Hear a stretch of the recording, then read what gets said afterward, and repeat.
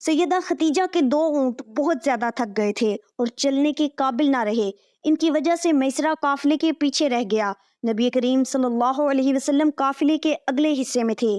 میسرہ ان اونٹوں کی وجہ سے پریشان ہوا تو دوڑتا ہوا اگلے حصے کی طرف آیا اور اپنی پریشانی کے بارے میں آپ صلی اللہ علیہ وسلم کو بتایا۔ آپ صلی اللہ علیہ وسلم اس کے ساتھ ان دونوں اونٹوں کے پاس تشریف لائے، ان کی کمر اور پچھلے حصے پر ہاتھ پھیرا، کچھ پڑھ کر دم کیا۔ آپ کا ایسا کرنا تھا کہ اونٹ اسی وقت ٹھیک ہو گئے اور اس قدر تیز چلے کہ قافلے کے اگلے حصے میں پہنچ گئے۔ اب وہ منہ سے آوازیں نکال رہے تھے اور چلنے میں جوش و خروش کا اظہار کر رہے تھے۔ پھر قافلے والوں بسم اللہ الرحمن الرحیم۔ السلام علیکم محترم ناظرین، تمام تعریفیں اللہ تبارک و تعالیٰ کے لیے جو بڑا مہربان نہایت رحم کرنے والا ہے، اور کروڑہ درود آقائے دو جہان نبی مہرباں محمد مصطفیٰ صلی اللہ علیہ وسلم پر، آپ کی آل و اولاد پر، آپ کے تمام اصحاب پر۔ اللہ تعالیٰ مغفرت فرمائے آپ کی، میری اور ساری امت کے مسلمانوں کی، آمین۔ محترم ناظرین، عربوں میں ایک شخص بدر بن معشر غفاری تھا۔ یہ عکاظ کے میلے میں بیٹھا کرتا تھا، لوگوں کے سامنے اپنی بہادری کے قصے سنایا کرتا تھا، اپنی بڑائیاں بیان کرتا تھا۔ ایک دن اس نے پیر پھیلا کر اور گردن اکڑا کر کہا، میں عربوں میں سے سب سے زیادہ عزت دار ہوں، اور اگر کوئی خیال کرتا ہے کہ وہ زیادہ عزت والا ہے تو تلوار کے زور پر یہ ثابت کر دکھائے۔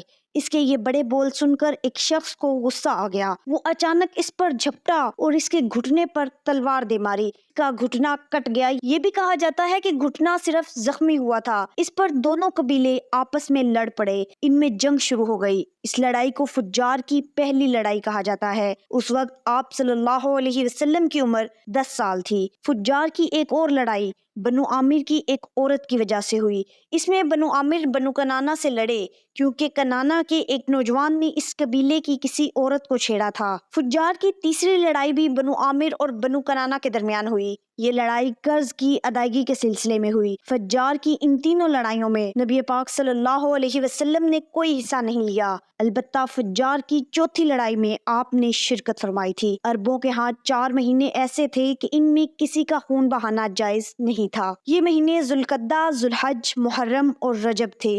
یہ لڑائیاں چونکہ حرمت کے ان مہینوں میں ہوئیں، اس لیے ان کا نام فجار کی لڑائیاں رکھا گیا۔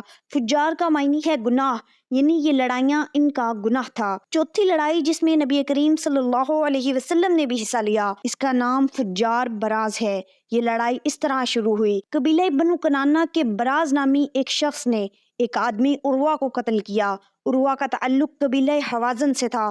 یہ واقعہ حرمت والے مہینے میں پیش آیا۔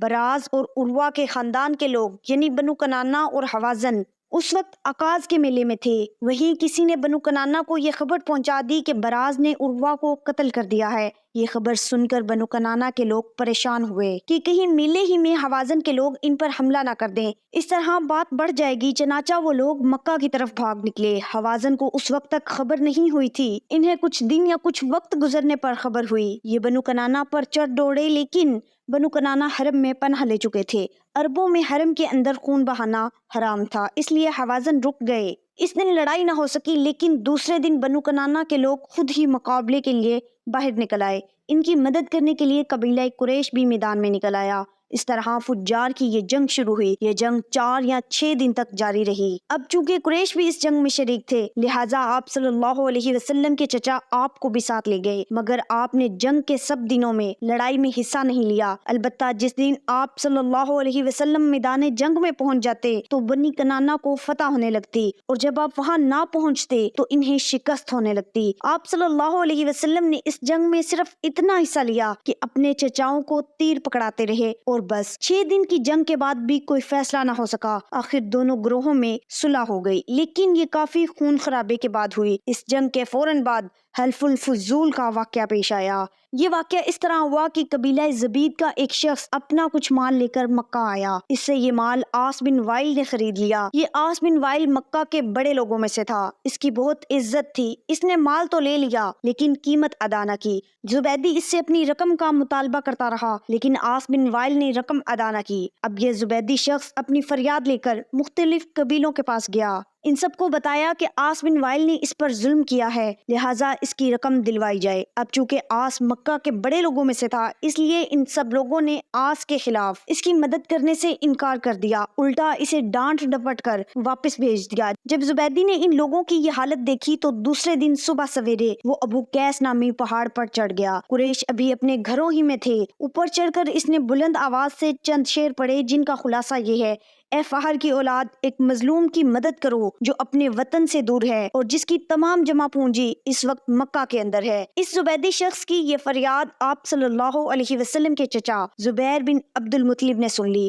ان پر بہت اثر ہوا۔ انہوں نے عبداللہ بن جدعان کو ساتھ لیا اور اس آدمی کی مدد کے لیے اٹھ کھڑے ہوئے۔ پھر ان کے ساتھ بنو ہاشم، بنو زہرہ اور بنو اسد کے لوگ بھی شامل ہو گئے۔ یہ سب عبداللہ بن جدعان کے گھر جمع ہوئے۔ یہاں ان سب کو کھانا کھلایا گیا۔ اس کے بعد ان سب سے خدا کے نام پر حلف لیا گیا۔ حلف کے الفاظ یہ تھے: ہم ہمیشہ مظلوم کا ساتھ دیتے رہیں گے اور اس کا حق اسے دلاتے رہیں گے۔ اس حلف کا نام حلف الفضول رکھا گیا۔ اس عہد اور حلف کے موقع پر اللہ کے رسول صلی اللہ علیہ وسلم بھی قریش کے ساتھ موجود تھے۔ حضور اقدس صلی اللہ علیہ وسلم نے اس عہد یعنی حلف الفضول کو بہت پسند فرمایا۔ آپ فرماتے تھے: میں اس عہد نامے میں شریک تھا۔ یہ عہد نامہ بنو جدعان کے مکان میں ہوا تھا۔ اگر کوئی مجھ سے کہے کہ اس عہد نامے سے دستبردار ہو جائیں اور اس کے بدلے میں 100 اونٹ لے لے تو میں نہیں لوں گا۔ اس عہد نامے کے نام پر اگر کوئی آج بھی مجھے آواز دے تو میں کہوں گا میں حاضر ہوں۔ آپ صلی اللہ علیہ وسلم کے اس ارشاد کا مطلب یہ تھا کہ اگر آج بھی کوئی مظلوم یہ کہہ کر آواز دے: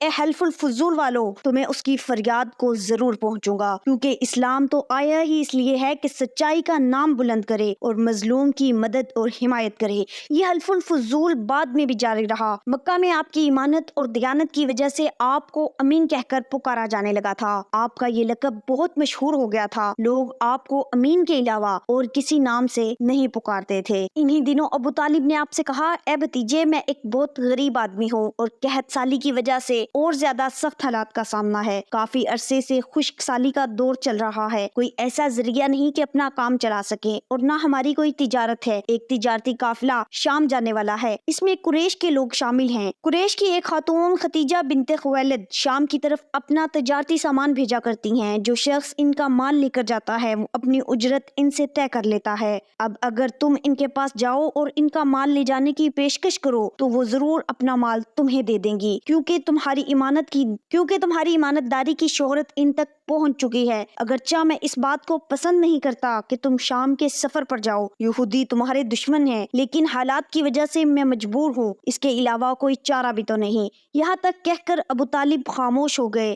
تب آپ صلی اللہ علیہ وسلم نے فرمایا: ممکن ہے وہ خاتون خود میرے پاس کسی کو بھیجیں۔ یہ بات آپ صلی اللہ علیہ وسلم نے اس لیے کہی تھی کہ سیدہ ختیجہ رضی اللہ تعالیٰ عنہا کو ایک با اعتماد آدمی کی ضرورت تھی، اور اس وقت مکہ میں آپ سے زیادہ شریف، پاک باز، ایمانت دار، سمجھدار اور قابل اعتماد آدمی کوئی نہیں تھا۔ ابو طالب اس وقت بہت پریشان تھے۔ آپ کی یہ بات سن کر انہوں نے کہا: اگر تم نہ گئے تو مجھے ڈر ہے وہ کسی اور سے معاملہ طے کر لیں گی۔ یہ کہہ کر ابو طالب اٹھ گئے۔ ادھر آپ کو یقین سا تھا کہ سیدہ ختیجہ رضی اللہ تعالیٰ عنہا خود ان کی طرف کسی کو بھیجیں گی، اور ہوا بھی یہی۔ جب آپ صلی اللہ علیہ وسلم کی عمر شریف تقریباً 25 سال کی ہوئی تو آپ کی ایمانت اور صداقت کا چرچا دور دور تک پہنچ چکا تھا۔ حضرت ختیجہ رضی اللہ تعالیٰ عنہا مکہ کی ایک بہت ہی مالدار عورت تھیں۔ ان کے شوہر کا انتقال ہو چکا تھا۔ ان کو ضرورت تھی کہ کوئی ایمانت دار آدمی مل جائے تو اس کے ساتھ اپنی تجارت کا مال و سامان ملک شام بھیجے۔ چنانچہ ان کی نظر انتخاب نے اس کام کے لیے حضور صلی اللہ علیہ وسلم کو منتخب کیا۔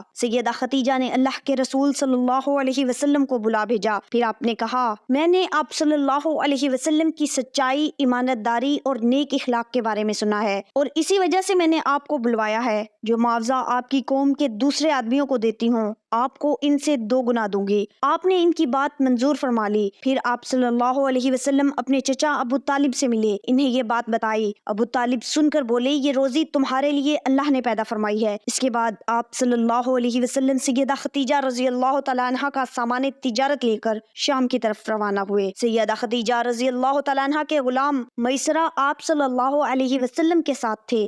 روانگی کے وقت سیدہ خدیجہ نے میسرہ سے کہا کسی معاملے میں ان کی نافرمانی نہ کرنا، جو یہ کہیں وہی کرنا، ان کی رائے سے اختلاف نہ کرنا۔ آپ صلی اللہ علیہ وسلم کے سب چچاؤں نے قافلے والوں سے آپ کی خبرگیری رکھنے کی درخواست کی۔ اس کی وجہ یہ بھی تھی کہ ذمہ داری کے لحاظ سے یہ آپ صلی اللہ علیہ وسلم کا پہلا تجارتی سفر تھا، گویا آپ صلی اللہ علیہ وسلم اس کام میں بالکل نئے تھے۔ ادھر آپ صلی اللہ علیہ وسلم روانہ ہوئے، ادھر آپ کا معجزہ شروع ہو گیا۔ ایک بدلی نے آپ صلی اللہ علیہ وسلم کے اوپر سایہ کر لیا، آپ صلی اللہ علیہ وسلم کے ساتھ ساتھ چلنے لگی۔ جب آپ صلی اللہ علیہ وسلم شام پہنچے تو بصرہ شہر کے بازار میں ایک درخت کے سائے میں اترے۔ یہ درخت ایک عیسائی راہب نستورہ کی خانقاہ کے سامنے تھا۔ اس راہب نے میسرہ کو دیکھا تو خانقاہ سے نکل آیا۔ اس وقت اس نے آپ صلی اللہ علیہ وسلم کو دیکھا۔ آپ صلی اللہ علیہ وسلم درخت کے نیچے ٹھہرے ہوئے تھے۔ اس نے میسرہ سے پوچھا یہ شخص کون ہے جو اس درخت کے نیچے موجود ہے؟ یہ ایک قریشی شخص ہیں، حرم والوں میں سے ہیں۔ یہ سن کر راہب نے کہا اس درخت کے نیچے نبی کے سوا کبھی کوئی آدمی نہیں بیٹھا۔ مطلب یہ تھا کہ اس درخت کے نیچے آج تک کوئی شخص نہیں بیٹھا۔ اللہ تعالیٰ نے اس درخت کو ہمیشہ اس سے بچایا ہے کہ اس کے نیچے نبی کے سوا کوئی دوسرا شخص بیٹھے۔ اس کے بعد اس نے میسرہ سے پوچھا کیا ان کی آنکھوں میں سرخی ہے؟ میسرہ نے جواب دیا ہاں بالکل ہے، اور یہ سرخی ان کی آنکھوں میں مستقل رہتی ہے۔ اب نستورہ نے کہا یہ وہی ہے۔ میسرہ نے حیران ہو کر اس کی طرف دیکھا اور بولے کیا مطلب یہ وہی ہے؟ کون وہی؟ تو نستورہ نے کہا یہ آخری پیغمبر ہیں، کاش میں وہ زمانہ پا سکتا جب انہیں ظہور کا حکم ملے گا، یعنی جب انہیں نبوت ملے گی۔ اس کے بعد وہ چپکے سے آپ صلی اللہ علیہ وسلم کے پاس پہنچا۔ پہلے تو اس نے آپ صلی اللہ علیہ وسلم کے سر مبارک کو بوسہ دیا، پھر آپ صلی اللہ علیہ وسلم کے قدموں کو بوسہ دیا اور بولا میں آپ صلی اللہ علیہ وسلم پر ایمان لاتا ہوں اور گواہی دیتا ہوں کہ آپ صلی اللہ علیہ وسلم وہی ہیں جن کا ذکر اللہ تعالیٰ نے تورات میں فرمایا ہے۔ اس کے بعد نستورہ نے کہا اے محمد صلی اللہ علیہ وسلم، میں نے آپ صلی اللہ علیہ وسلم میں وہ تمام نشانیاں دیکھ لی ہیں جو پرانی کتابوں میں آپ صلی اللہ علیہ وسلم کی نبوت کی علامتوں کے طور پر درج ہیں۔ صرف ایک نشانی باقی ہے، اس لیے آپ صلی اللہ علیہ وسلم ذرا اپنے کندھے سے کپڑا ہٹائیں۔ آپ صلی اللہ علیہ وسلم نے اپنے شانہ مبارک سے کپڑا ہٹا دیا۔ تب نستورہ نے وہاں مہر نبوت کو جگمگاتے دیکھا۔ وہ فوراً مہر نبوت کو چومنے کے لیے جھک گیا، پھر بولا میں گواہی دیتا ہوں کہ اللہ تعالیٰ کے سوا کوئی عبادت کے لائق نہیں، اور میں گواہی دیتا ہوں کہ آپ صلی اللہ علیہ وسلم اللہ تعالیٰ کے پیغمبر ہیں۔ آپ صلی اللہ علیہ وسلم کے بارے میں حضرت عیسیٰ ابن مریم نے خوشخبری دی تھی، اور انہوں نے کہا تھا میرے بعد اس درخت کے نیچے کوئی نہیں بیٹھے گا سوائے اس پیغمبر کے جو امی، ہاشمی، عربی اور مکی ہوں گے، قیامت میں حوض کوثر اور شفاعت والے ہوں گے۔ اس واقعے کے بعد آپ صلی اللہ علیہ وسلم بصرہ کے بازار تشریف لے گئے۔ وہاں آپ صلی اللہ علیہ وسلم نے مال فروخت کیا جو ساتھ لائے تھے اور کچھ چیزیں خریدی۔ اس خرید و فروخت کے دوران ایک شخص نے آپ صلی اللہ علیہ وسلم سے کچھ جھگڑا کیا اور بولا لات اور عزیٰ کی قسم کھاؤ۔ آپ صلی اللہ علیہ وسلم نے فرمایا میں نے ان بتوں کے نام پر کبھی قسم نہیں کھائی۔ آپ صلی اللہ علیہ وسلم کا یہ جملہ سن کر وہ شخص چونک اٹھا، شاید وہ گزشتہ آسمانی کتاب کا کوئی عالم تھا اور اس نے آپ کو پہچان لیا تھا۔ چنانچہ بولا آپ ٹھیک کہتے ہیں۔ اس کے بعد اس نے میسرہ سے علیحدگی میں ملاقات کی، کہنے لگا میسرہ یہ نبی ہیں، قسم ہے اس ذات کی جس کے ہاتھ میں میری جان ہے، یہ وہی ہیں جن کا ذکر ہمارے راہب اپنی کتابوں میں پاتے ہیں۔ میسرہ نے اس کی بات کو ذہن نشین کر لیا۔ راستے میں ایک اور واقعہ پیش آیا۔ سیدہ خدیجہ کے 2 اونٹ بہت زیادہ تھک گئے تھے اور چلنے کے قابل نہ رہے، ان کی وجہ سے میسرہ قافلے کے پیچھے رہ گیا۔ نبی کریم صلی اللہ علیہ وسلم قافلے کے اگلے حصے میں تھے۔ میسرہ ان اونٹوں کی وجہ سے پریشان ہوا تو دوڑتا ہوا اگلے حصے کی طرف آیا اور اپنی پریشانی کے بارے میں آپ صلی اللہ علیہ وسلم کو بتایا۔ آپ صلی اللہ علیہ وسلم اس کے ساتھ ان دونوں اونٹوں کے پاس تشریف لائے، ان کی کمر اور پچھلے حصے پر ہاتھ پھیرا، کچھ پڑھ کر دم کیا۔ آپ کا ایسا کرنا تھا کہ اونٹ اسی وقت ٹھیک ہو گئے اور اس قدر تیز چلے کہ قافلے کے اگلے حصے میں پہنچ گئے۔ اب وہ منہ سے آوازیں نکال رہے تھے اور چلنے میں جوش و خروش کا اظہار کر رہے تھے۔ پھر قافلے والوں نے اپنا سامان فروخت کیا۔ اس بار انہیں اتنا نفع ہوا کہ پہلے کبھی نہیں ہوا تھا۔ چنانچہ میسرہ نے آپ صلی اللہ علیہ وسلم سے کہا اے محمد صلی اللہ علیہ وسلم، ہم سال ہر سال سے سیدہ خدیجہ کے لیے تجارت کر رہے ہیں، مگر اتنا زبردست نفع ہمیں کبھی نہیں ہوا جتنا اس بار ہوا۔ آخر کار قافلہ مکہ کی طرف واپس روانہ ہوا۔ میسرہ نے اس دوران صاف طور پر یہ بات دیکھی کہ جب گرمی کا وقت ہوتا تھا اور نبی کریم صلی اللہ علیہ وسلم اپنے اونٹ پر ہوتے تھے تو دو فرشتے دھوپ سے بچانے کے لیے آپ پر سایہ کیے رہتے تھے۔ ان تمام باتوں کی وجہ سے میسرہ کے دل میں آپ کی محبت گھر کر گئی اور یوں لگنے لگا جیسے وہ آپ کا غلام ہو۔ حضرت سعد بن حشام بن عامر نے جب حضرت عائشہ صدیقہ رضی اللہ تعالیٰ عنہ سے حضرت صلی اللہ علیہ وسلم کے خلق کی بابت دریافت کیا تو حضرت صدیقہ نے جواب میں فرمایا، کیا تو قرآن نہیں پڑھتا؟ حضرت سعد نے جواب دیا کہ ہاں۔ یہ سن کر صدیقہ نے فرمایا کہ نبی صلی اللہ علیہ وسلم کا خلق قرآن تھا۔ کتب سابقہ و الہامیہ میں جو آداب و فضائل اور اوصاف حمیدہ مذکور تھے، قرآن مجید سب کا جامع ہے۔ ارشاد صدیقہ کا مطلب یہ تھا کہ قرآن مجید میں جس قدر محامد اخلاق موجود ہیں وہ سب نبی کریم صلی اللہ علیہ وسلم کی ذات اقدس میں پائے جاتے تھے۔ غرض دیگر کمالات کی طرح اعلیٰ اخلاق میں بھی آپ کا مرتبہ دیگر انبیاء کرام علیہ السلام سے بڑا ہوا ہے۔ نبی اکرم صلی اللہ علیہ وسلم خاتم النبیین ہیں۔ آپ کے بعد کوئی اور نیا نبی نہ ہوگا، اس لیے آپ کے اخلاق و عادات بطریق اسناد نہایت صحت کے ساتھ محفوظ ہیں تاکہ قیامت تک ہر زمانے میں ان کا اقتداء کیا جائے اور انہی کو دستور العمل بنایا جائے۔ حضرت عائشہ صدیقہ رضی اللہ تعالیٰ عنہ فرماتی ہیں کہ رسول اللہ صلی اللہ علیہ وسلم نے اپنی ذات کے حق کے لیے کبھی انتقام نہ لیا، ہاں جب کسی حرمت اللہ کی بے حرمتی دیکھتے تو اللہ کے واسطے اس کا انتقام لیتے۔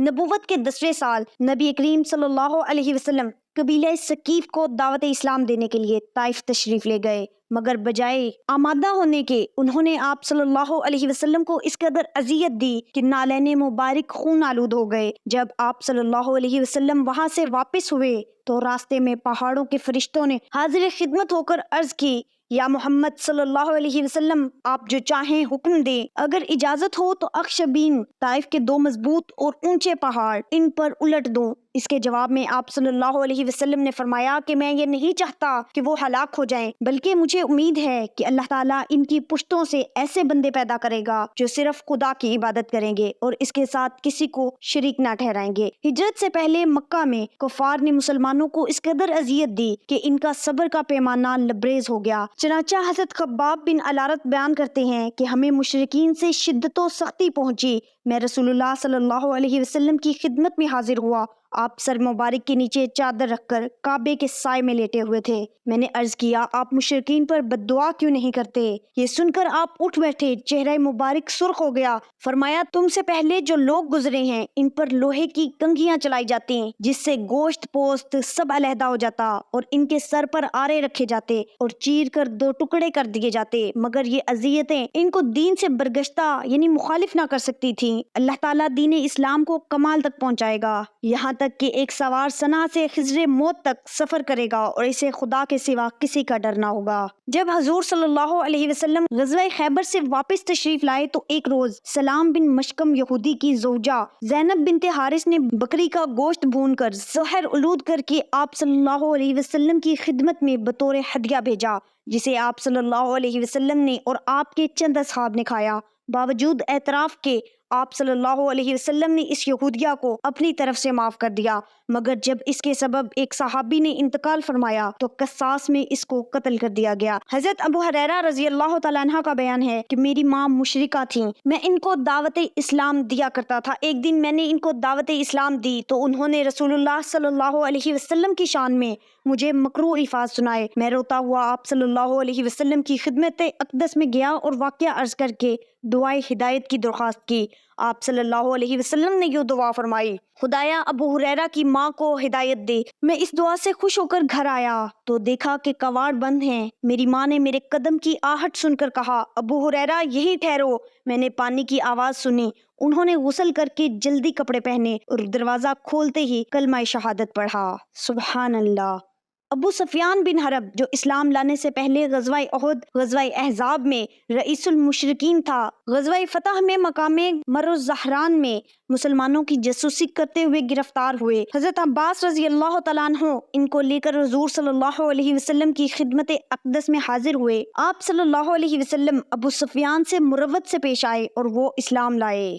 اعلان دعوت سے 17.5 سال تک قریش نے حضور صلی اللہ علیہ وسلم اور آپ کے اصحاب کو جو اذیتیں دیں، ان کی داستان دہرانے کی ضرورت نہیں۔ فتح مکہ کے دن وہی قریش مسجد حرام میں نہایت خوف و بے قراری کی حالت میں آپ صلی اللہ علیہ وسلم کے حکم کے منتظر ہیں۔ آپ صلی اللہ علیہ وسلم ان اذیتوں کا ذکر تک زبان مبارک پر نہیں لاتے اور یہ حکم سناتے ہیں، جاؤ تم آزاد ہو۔ اس عالی حوصلگی کی نظر دنیا کی تاریخ میں نہیں پائی جاتی۔ اس عفو عام کا نتیجہ یہ ہوا کہ جنگ حنین میں 2000 طلقاء لشکر اسلام میں شامل تھے۔ محترم ناظرین، سیرت النبی صلی اللہ علیہ وسلم میں سے چند واقعات آپ کے ساتھ شیئر کیے ہیں۔ امید کرتی ہوں آپ کو آج کی ویڈیو پسند آئی ہوگی۔ ویڈیو اچھی لگی تو اسے لائک ضرور کریں، اور اگر ابھی تک چینل کو سبسکرائب نہیں کیا تو سبسکرائب کریں، اور کمنٹ باکس میں اللہ تعالیٰ کے 99 ناموں میں سے ایک نام ضرور ٹائپ کریں۔ ملتے ہیں اگلی ویڈیو میں، تب تک کے لیے اللہ نگہبان۔